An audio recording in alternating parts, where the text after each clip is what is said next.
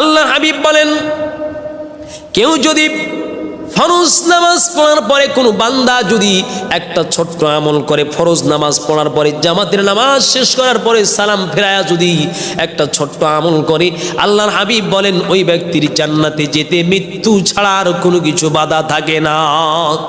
আল্লাহর হাবিব বলেন, আন আবি উমামা রাদিয়াল্লাহু তাআলা আনহু মান ক্বারা আয়াতুল কুরসি, নবীজি বলেন, ফি দুবরি কুল্লি সালাতিন মাকতুবাতিন, কোন মানুষ যদি প্রত্যেক ফরজ নামাজ পড়ার পরে যদি ফরজ নামাজ শেষ করে যদি আয়াতুল কুরসি নামে একটা আয়াত আছে, সূরাতুল বাকারার একটা আয়াত, সূরাতুল বাকারার একটা আয়াত আছে যেটা আয়াতুল কুরসি, আল্লাহু লা ইলাহা ইল্লা হুয়াল হাইয়ুল কাইয়্যুম লা তাখুযুহু সিনাতুন ওয়ালা নাওম লাহু মা ফিস সামাওয়াতি ওয়া মা ফিল আরদ মান যাল্লাযী ইয়াশফাউ।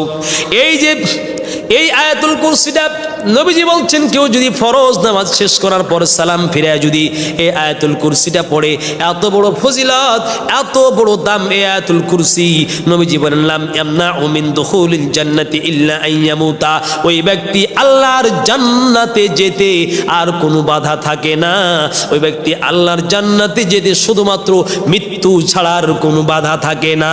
সুবহানাল্লাহি ওয়া বিহামদিহি। আমার ভাইরা, কত বড় আমল যে কেউ যদি ফরজ নামাজের পরে আয়াতুল কুরসি একবার পড়ে, না হলে জান্নাতে যেতে শুধুমাত্র মৃত্যুই বাধা। রে যুবক, কত পাপ করেছেন, ও আমার বোন, ও আমার মা, ও আমার মুরব্বিয়ানে আযম, কত পাপ করেছেন। 2 রাকাত নামাজ পড়ে তওবা করে এই যে আয়াতুল কুরসির আমলটা করেন। আল্লাহর হাবিব বলছেন, কেউ যদি আল্লাহর জান্নাতে যেতে চায়, ফরজ নামাজ পড়ার পরে কেউ যদি আয়াতুল কুরসি একবার পড়ে, আল্লাহর হাবিব বলছেন শুধুমাত্র ওই ব্যক্তির আল্লাহর জান্নাতে যেতে মৃত্যু ছাড়া আর কিছু বাধা থাকে না। মানে মরলেই, মরার সঙ্গে সঙ্গে ব্যক্তি আল্লাহর জান্নাতে চলে যাবে। সুবহানাল্লাহি ওয়া বিহামদিহি।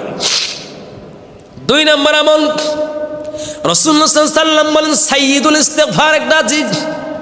নবীজি বলছেন, বুখারী শরীফের 6306 নম্বর হাদিসে বর্ণিত হয়েছে, বুখারীর 6323 নম্বর হাদিসটা বর্ণিত হয়েছে।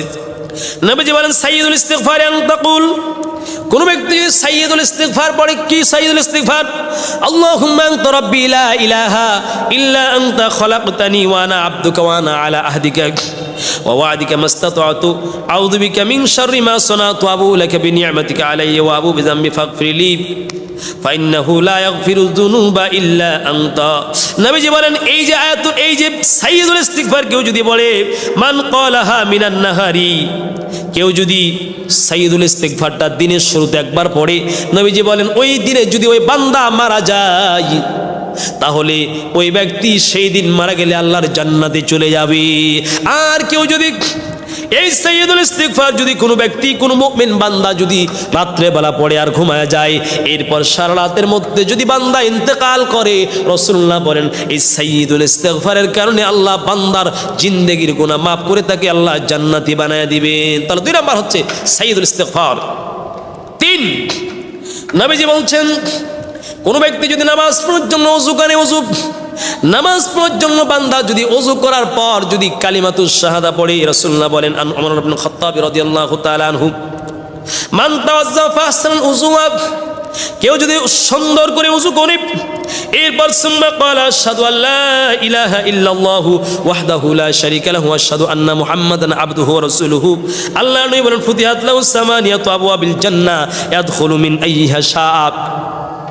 আল্লাহর হাবিব বলেন, তিরমিজি শরীফের 55 নম্বর হাদিস, কোন ব্যক্তি যদি ওযু করার পর কালিমাতুশ শাহাদাত পড়ে, পাঠ করে তার জবান দিয়া, নবীজি বলেন কালিমাতুশ শাহাদা কোন ব্যক্তি যদি ওযু শেষ করার পরে পড়ে, আল্লাহর হাবিব বলেন আল্লাহ তাআলা তার জন্য জান্নাতের 8টা দরজায় আল্লাহ পাক খুলে দিবেন। ও যুবক, কত পাপ করেছেন, একবার যদি ওযু করার পরে কালিমাতুশ শাহাদাত পাঠ করেন, আল্লাহর হাবিব বলছেন ফুতিহাত লাহু সামানিয়াতু আবওয়াবিল জান্নাহ ইয়াদখুলু মিন আইয়িহা শাআ, ওই ব্যক্তি শুধুমাত্র সারা জীবনের পাপ ক্ষমা হয়ে যেতে পারে যদি তুমি এই ওযু করার পরে একবার কালিমাতুশ শাহাদাত পাঠ করো। আল্লাহর হাবিব বলছেন তার জন্য 8টা জান্নাতের দরজা আল্লাহ পাক খুলে দিবেন। নম্বর 4, নবীজি বলছেন কোন মানুষ যদি ওযু করার পরে যদি 2 রাকাত নামাজ আদায় করে, 2 রাকাত নামাজ আদায় করলে ওই ব্যক্তির ব্যাপারে নবীজি বলছেন ওই ব্যক্তিকে আল্লাহ পাক তার পাপ ক্ষমা করে আল্লাহ পাক তাকে জান্নাতি বানিয়ে দিবেন। রাসূলুল্লাহ সাল্লাল্লাহু আলাইহি ওয়াসাল্লাম বলছেন ক্বাল রাসূলুল্লাহ সাল্লাল্লাহু আলাইহি ওয়াসাল্লাম লি বিলালিন সালাতাল গাদাতি ইয়া বিলাল হাদিসনি বিআরজি আমালান আমিলতাহু ইনদাকা ফিল ইসলাম। হজরের নামাজ পড়ে নবীজি ফিরে বসলেন। হযরতে বেলাল রাদিয়াল্লাহু তাআলা আনহুকে বললেন, বেলাল, ও বেলাল, কি আমল তুমি করেছো রে বেলাল? ও বেলাল, ফাইন্নি সামিয়াতুল লাইলাতা খসফানা আলাইকা বাইনা ইয়াদাই ফিল জান্নাহ। ও বেলাল, কি আমল তুমি করেছো? আজকে রাতে আমি দেখলাম রে বেলাল, তুমি আল্লাহর জান্নাতের জান্নাতি জুতা পরে আমার সামনে দিয়ে তুমি জান্নাতে প্রবেশ করতেছো। সুবহানাল্লাহ। ও বেলাল, সামিতু খসফানা আলাইকা বাইনা ইয়াদাই ফিল জান্নাহ, আমার সামনে দিয়ে আমি তোমার জান্নাতে প্রবেশ করার জুতার আওয়াজ শুনতে পেলাম। সুবহানাল্লাহ। ক্বালা বেলালুন মা আমিলতু আমালান ফিল ইসলাম। ও আল্লাহর হাবিব, আমি ইসলাম গ্রহণ করার পরে তেমন কোনো আমল তো কন্টিনিউ করতে পারি নাই। আরজা ইনদি মানফাতান মিন আন্না।